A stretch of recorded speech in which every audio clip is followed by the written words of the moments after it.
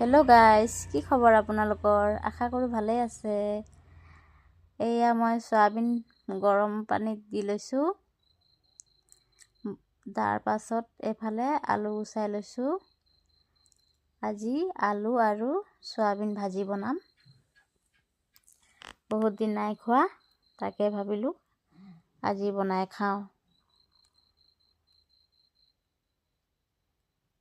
এইফালে আমি আলু গুচাই কাটি ধুই আনিলোঁ, লগতে চয়াবিনখিনিও ধুই ল'লোঁ।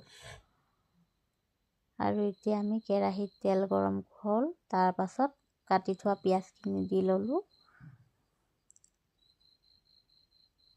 আৰু এয়া পিঁয়াজ ভাজি আছোঁ দেই।